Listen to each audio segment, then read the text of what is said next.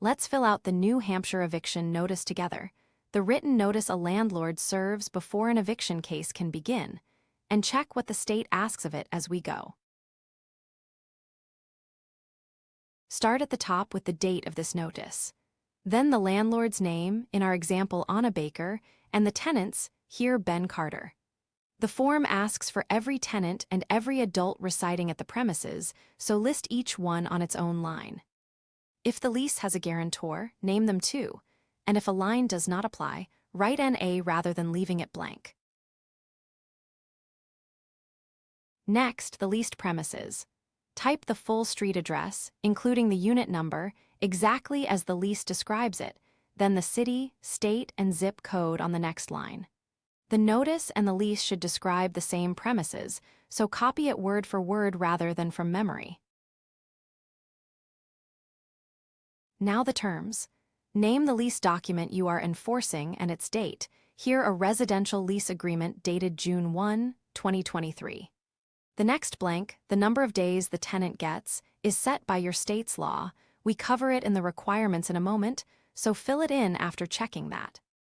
In our example, the problem is unpaid rent, so we tick past due rent, enter $1,200, and describe the period, February rent, due on the 1st.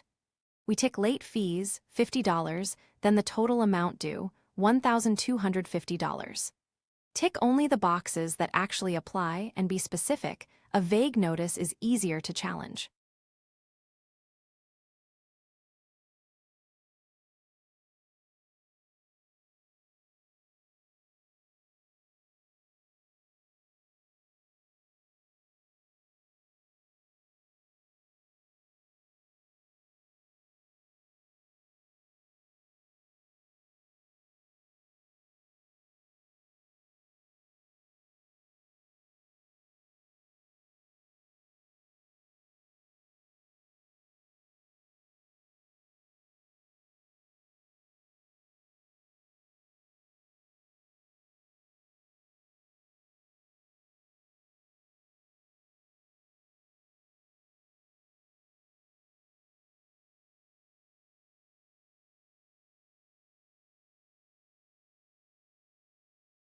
If you need to give your tenant an eviction notice in this state, here are the key requirements to know. For non-payment of rent, you need to give your tenant at least 7 days' notice. That notice must also inform the tenant of their right, if any, to avoid the eviction by paying the amount owed, including any liquidated damages, in accordance with state law. For a no-cause eviction, 30 days' notice is required.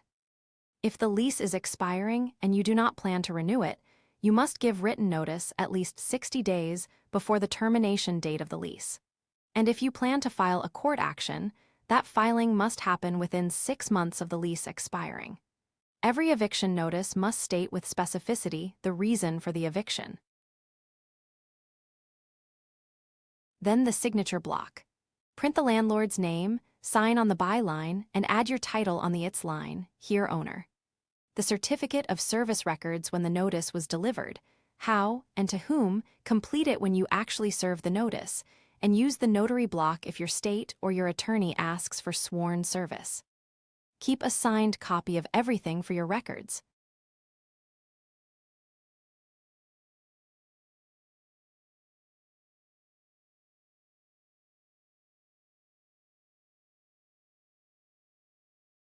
Remember, this is general information, not legal or tax advice.